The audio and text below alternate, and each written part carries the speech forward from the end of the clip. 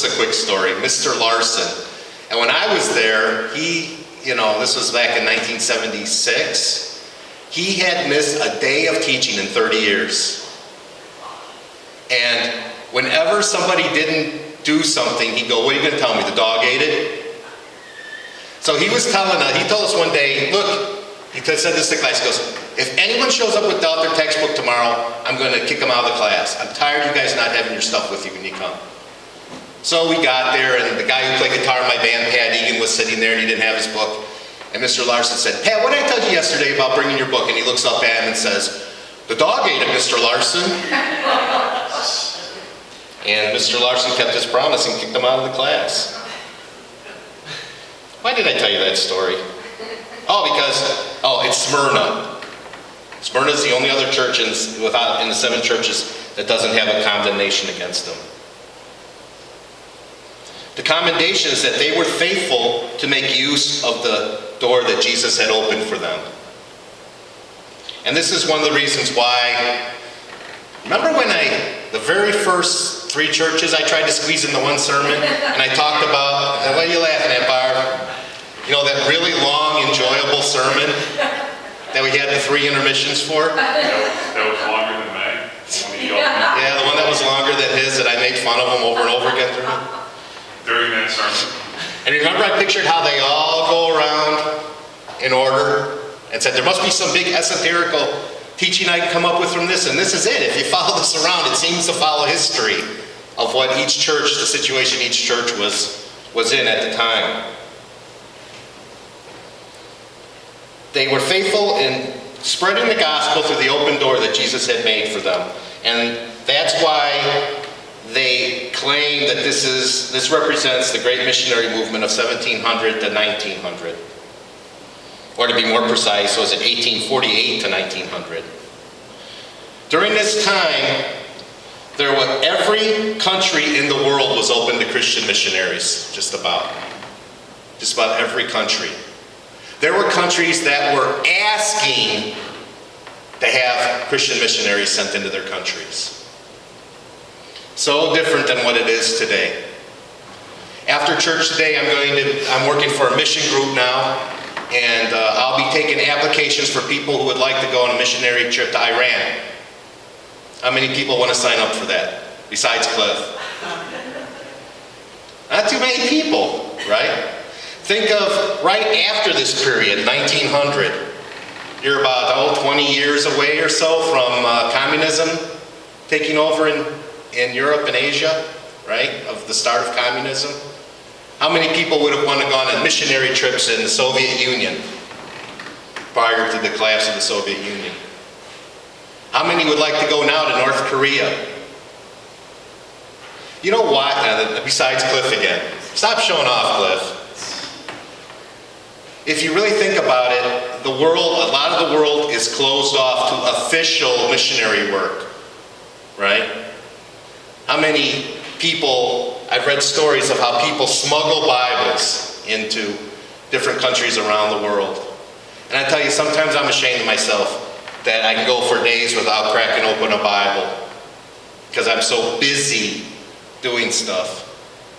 I walk into Cliff's in my office, and we have so many different translations of the Bible on our bookcase, everything from great translations of the Bible from the King James, a New King James, a New American Standard, the NIV. We have Catholic translations, the Douay Realms, the Confraternity version. I have copies of the New World Translation, which is the Jehovah's Witness one. I even have a copy of a translation that Joseph Smith, the Mormon prophet, actually did.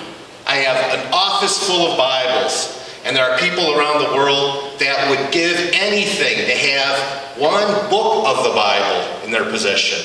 They have one page of the Bible. Remember the story Cliff told of his missionary, of his friend that grew up in, what country was that? That they were writing, he was in prison for his faith, and he was writing scripture on toilet paper to pass around? The Soviet Union. It was the Soviet Union.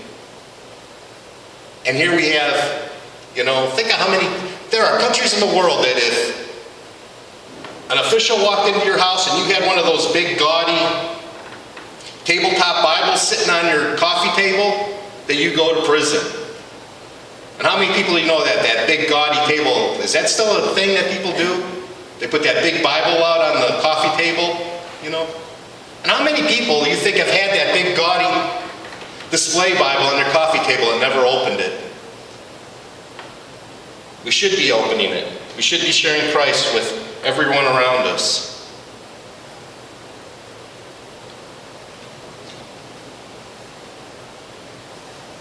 The promise that Christ gives is fourfold. First is the promised fruit in verse 9.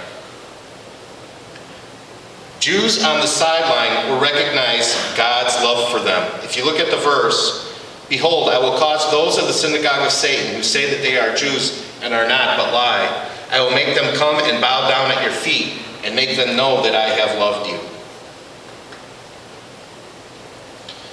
How many Jews, if you look through the New Testament and the Old Testament, were Jews, but they weren't really Jews? When King Ahab was allowing pagan worship to come into Israel, was he a Jew, really? You know, Jews, to be a Jew has always been these two struggling opposites of the spectrum, right?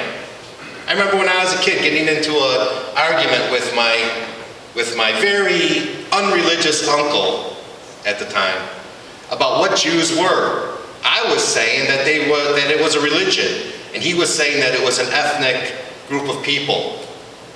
And you know, we're arguing about something that we're both right. Right? Well, what does God look at, really? Really, what does God want a Jew to be? Does God just want a Jew to be this liberal Jew that isn't observant, that God is like, you know, God's there, but maybe? Or does he want him to be the observant Jew? This is what I think the verse is talking about. I think the synagogue is full of Jews that were like the Pharisees, that had taken the religion that God had given them. You don't even like to call it a religion, but you know, the faith that God had given them, and had turned it into this thing that God did not want. When Jesus talks about what God really expects from them, he's trying to draw them back to what God actually told them in the Old Testament. Sometimes it drives me crazy when I hear people say, well, the teachings of Jesus were so different than the God of the Old Testament. Like the God of the Old Testament is some different God. But the teachings of Jesus were not different than the God of the Old Testament. It was the teachings of Judaism at the time that were different than the teachings that God had given the Jews in the Old Testament. You see the difference there? And I think that's what Jesus is saying here. You notice at the end of verse 9 it says, and I will make them know that I have loved you. If you go back to Cliff's perfect interpretation again, the prophetic historical interpretation, okay? People want to say it. You know, I think it might have some validity unlike Cliff, but I don't want to put too much stress on it, but it makes for a good sermon, so that's why I'm going to use it. In the great missionary movement that we were talking about from 17 to 1900, by the year 1900, 250,000 Jews had converted to Christianity. Right? So think about it, what this verse is saying. That where was it, in verse 9 again? And make them know that I have loved you. 250,000 Jews through the Christian missionary work by the year 1900 had converted to Christianity. Because they had recognized, right, that God had loved this group of people, Christians, and had converted over to that faith. You see how that kind of works, Cliff?